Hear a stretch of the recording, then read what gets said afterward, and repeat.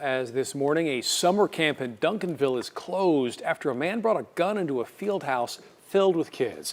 As you can imagine, this left families on edge just 3 weeks after the shooting in Uvalde. Oh yeah, so Tiffany Liu is live this morning. Here's an image for you where it's at Duncanville Fieldhouse. So Tiffany, police responded quickly. The gunman is dead. Now parents are saying, why? What happened? What's going on?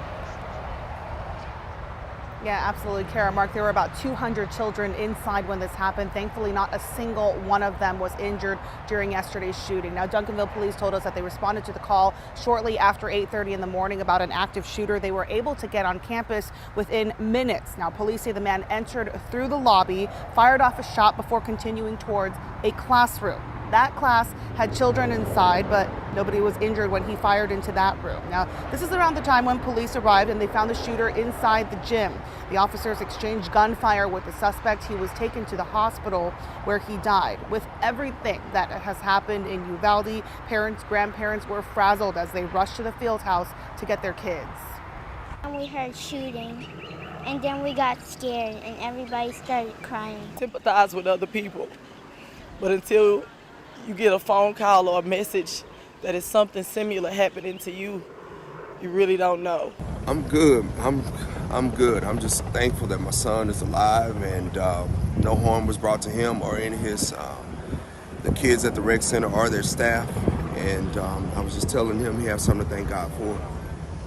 We're waiting on one other kid that's real close to our family. We're waiting on him to be discharged from the staff here. And at this point, we do not know the name of the suspect or the motive. We do know, however, that Duncanville police recently just underwent active shooter training. Again, grateful that no children or staff members were injured yesterday. Kara, Mark. Yeah, and Tiffany, it's hard to believe this is not the first time a shooting has happened at the Duncanville Fieldhouse. So it sounds like they were better prepared. What other security measures are we looking at?